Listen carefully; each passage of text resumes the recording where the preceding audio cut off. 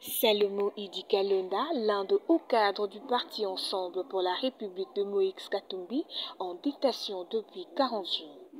Interpellé par les agents de l'aéroport de Ndjili alors qu'il s'apprêtait à embarquer à bord d'un avion pour Lubumbashi.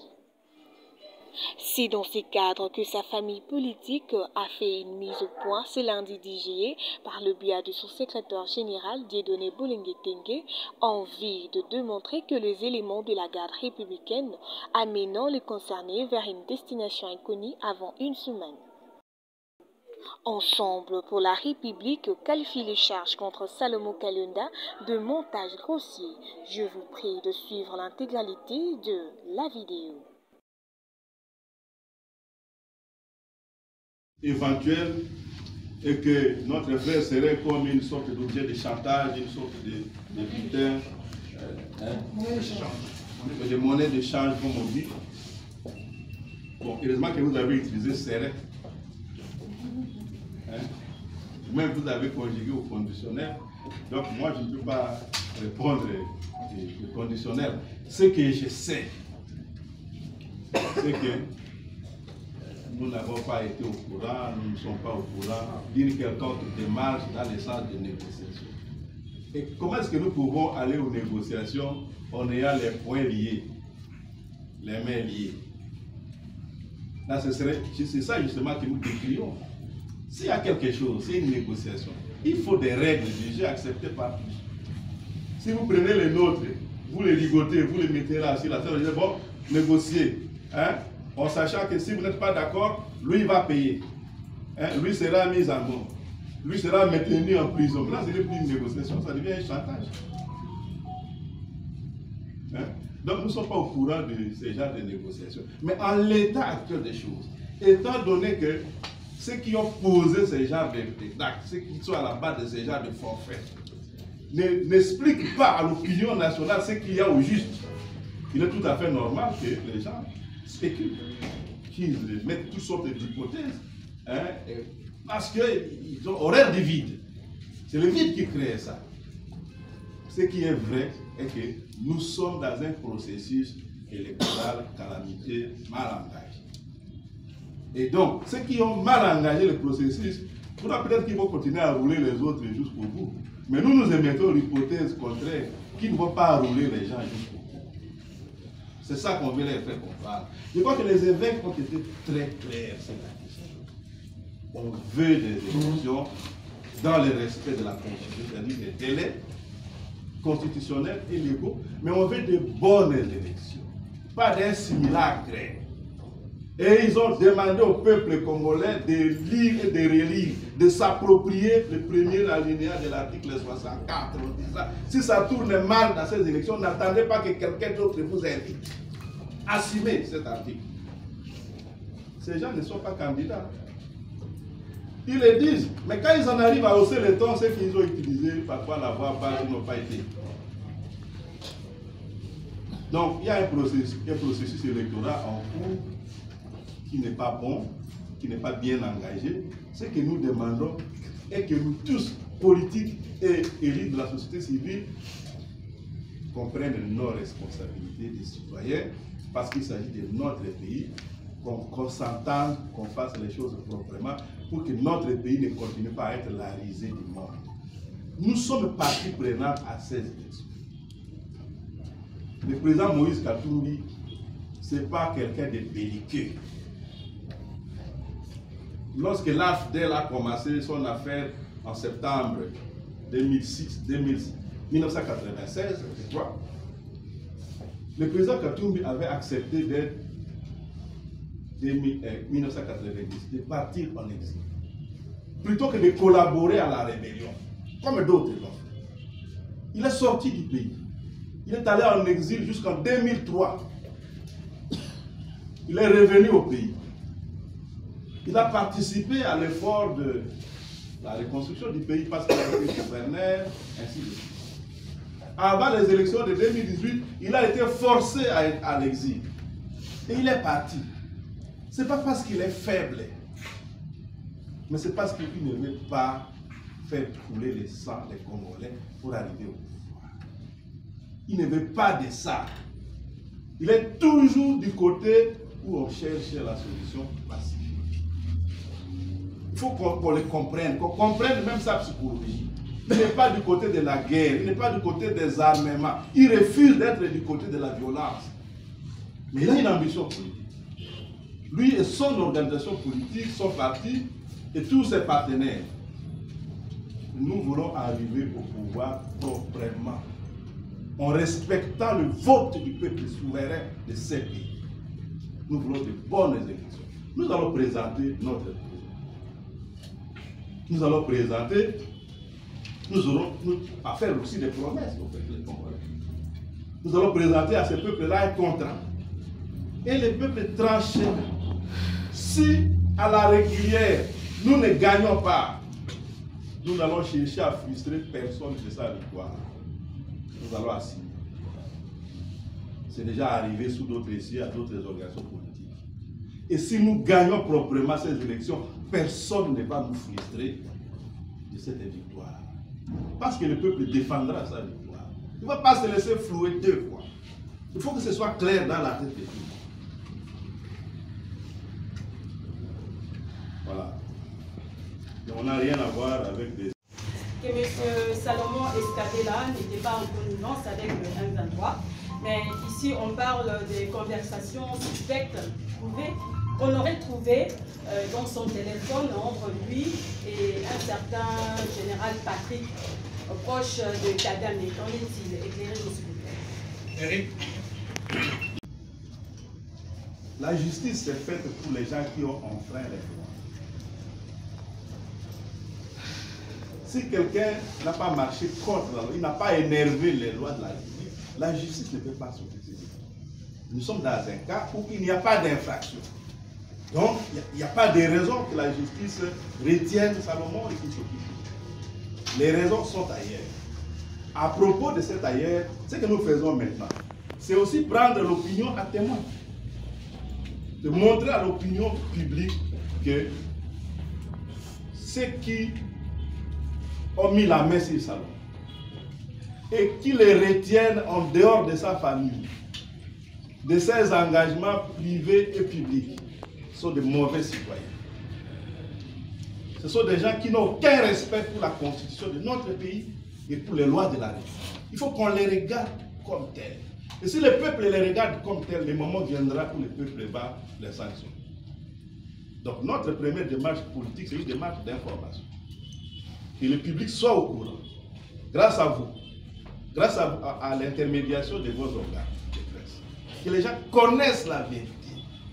Que nous marchons dans ces pays gouvernés par l'arbitraire.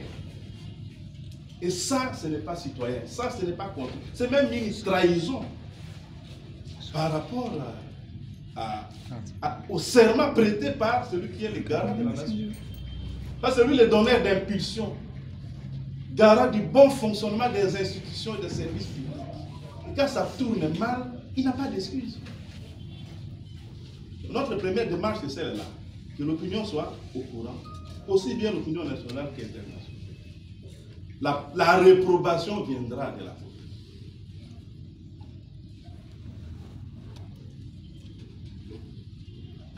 Il y a une question à propos d'un certain Patrick, général proche de Kagame, qui serait correspondant régulier de M. Salomon. Non. J'ai répondu à cette question, mais je reviens sur la question. Le fameux monsieur, le fameux général Patrick, a été le point focal auprès du président Kagame pour la délégation d'Irasop, conduite par M. Félix Antoine Tshisekedi, président de l'époque d'Irasop. Délégation dont faisaient partie des collaborateurs du président Tshisekedi et aussi M. Moïse Katumbi, notre président, ainsi que certains de ses collaborateurs, dont Salomon. Vous savez comment ça se passe. Quand vous allez à une rencontre avec d'autres officiels, on échange toujours des numéros de téléphone. Ce n'est pas tout le monde dont vous avez pris les numéros de contact qui va garder un contact régulier avec vous. Certains gardent ces contacts. Ils peuvent échanger avec vous un bonjour, ou comment vous allez, quelles sont les nouvelles. Mais s'il y avait quelque chose de compromettant, les messages, on peut me les imprimer pour mettre dans le dossier, pour mettre sur la place publique. S'il y avait des propos compromettants là-dedans, on les aurait mis. Vous croyez qu'on peut arrêter quelqu'un, nous attendre de dire qu'il est faussement accusé et garder les preuves comme quelque chose qu'on a en cachette? Non. S'il y avait quelque chose de compromettant, ceux qui l'ont accusé auraient déjà mis ça sur la place.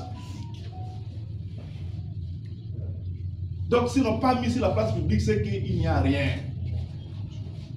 Voilà la vérité.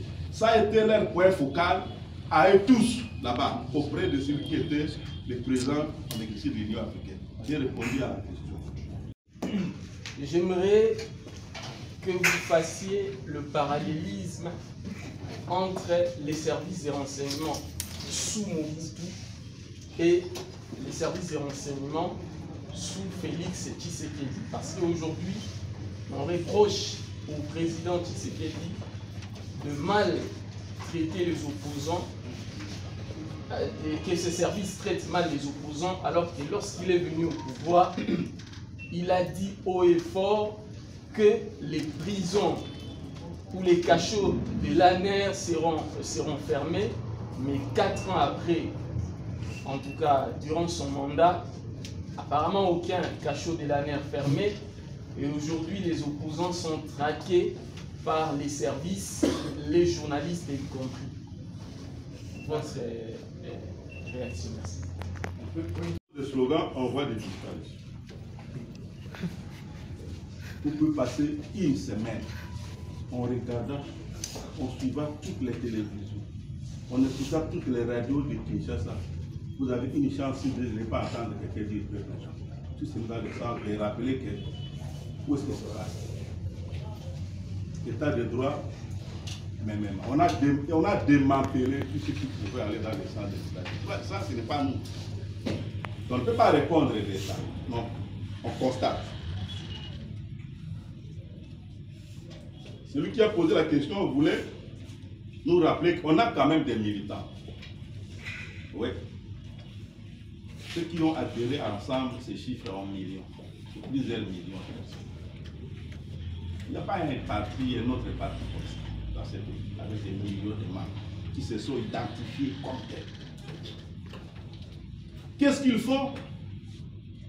Depuis qu'on a arrêté un de leurs responsables du parti, M. Salomon, mais dans toute organisation structurée, les membres, la base, regarde ces dirigeants. La base ne déborde pas ces dirigeants. Les membres ne sont pas autorisés à agir en solo, à agir comme des brebis sans berger. Nous sommes un parti de citoyens responsables et disciplinés.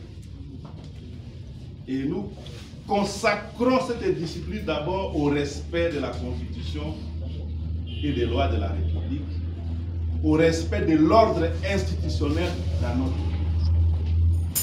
Nous sommes dans une démarche pour raisonner ceux qui ont le pouvoir de manière à ce qu'ils dirigent ce pays dans l'intérêt des gens, qui respectent les droits de tout le monde. La justice, dans son essence, est faite d'abord pour protéger les faibles. Ceux qui n'ont pas les armes à la main et qui ne se mettent pas en position de se défendre tout seuls ou d'agresser les autres. Nous voulons rappeler cela. Nous avons intérêt à instaurer dans notre pays un État juste. Et nous voulons prêcher par l'exemple.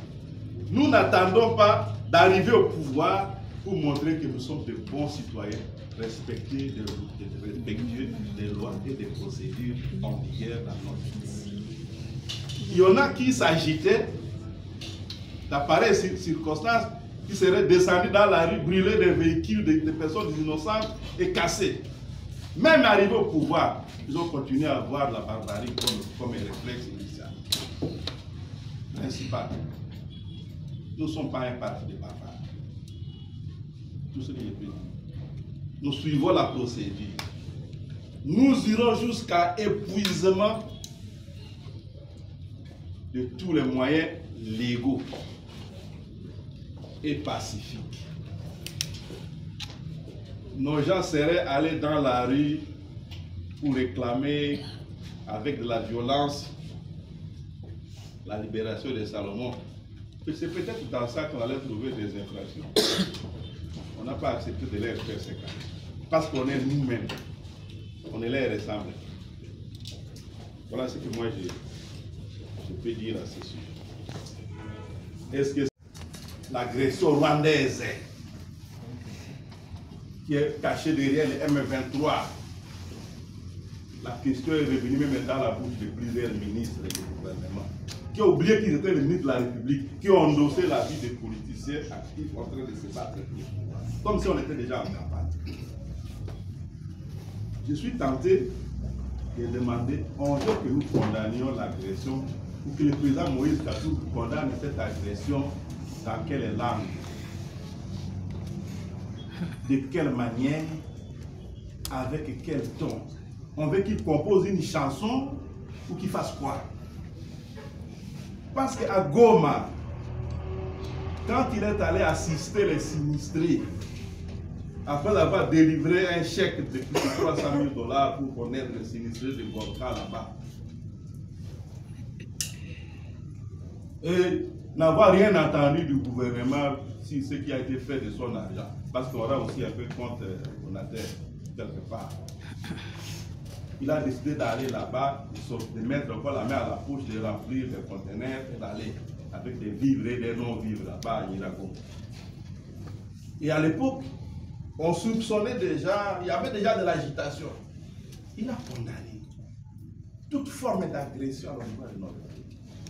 Sur le plateau de France 24 et de RFI, il a condamné l'agression. Les communiqués que nous avons faits à Lubumbashi, on a condamné l'agression. Il a signé ces communiqués et devant nous, membres du comité directeur du parti, ces communiqués a été lu par le directeur de cabinet du président ici présent et porte-parole.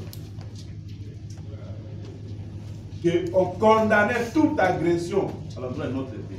Que cette agression vienne du Rwanda, de l'Ouganda ou du Burundi. Parce qu'on a trop tendance à dire Rwanda, Rwanda, mais les ADF qui opèrent là-bas, on sait aussi qu'ils sont venus dans notre pays. On sait d'ailleurs que le M23 qui est venu cette fois-ci est entré dans notre pays par l'Ouganda. Il ne faut pas qu'on oublie les faits d'histoire. On a condamné, que ce soit le Rwanda, le Ouganda ou le Burundi. Et on a dit, n'allez pas, messieurs et madame du gouvernement, n'allez pas chercher la solution, n'allez pas chercher de l'aide du côté des pays qui sont soupçonnés de soutenir cette agression. Allez ailleurs, allez du côté de la SADC, négociez même avec l'Angola. C'est dit, le nom Angola même cité dans les communiqués. Mais on n'a pas entendu ça.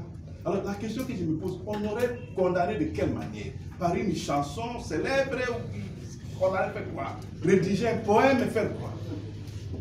On a condamné. On a condamné en proposant ce qu'on croyait être la solution. Finalement, on n'a pas été écoutés. Ils sont allés là-bas, on est même devenu membre d'une communauté. Les chefs d'État nous ont même expliqué que notre nouveau pays, c'est maintenant la communauté de l'Afrique de l'Est, alors que le pays n'est pas à l'Est de l'Afrique. La preuve, on touche même à l'océan Atlantique, à l'Ouest. Hein? On est allé là-bas, il n'y a pas de solution. Mais on revient encore pour aller du côté de la SADC. Bon, on serait allé directement à la SADC, peut-être qu'on serait loin. Aujourd'hui, on a condamné. Sauf que la forme de condamnation qui aurait plu à certaines oreilles, nous cherchons à la comprendre. Comme ça, on peut utiliser cette forme-là. Pour plaire à ceux qui croient que, dans tous les cas, si c'est la condamnation de Moïse qui résout le problème, qu'on nous dise de la forme que ça ne devrait pas. Mais nous sommes convaincus que nous tous, 100 millions, 120 millions de Congolais, nous pouvons répéter de 0h à 0h, 24 heures sur 24, 7 jours sur 7, 30 jours sur 30.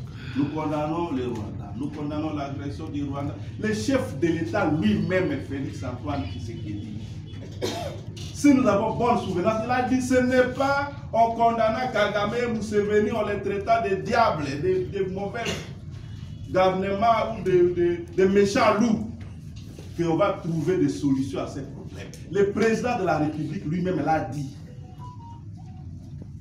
Mais les gens semblent ne pas avoir de mémoire pour retenir ça. Et pourtant aujourd'hui on est dans une réalité technologique telle que les paroles ne s'envolent plus.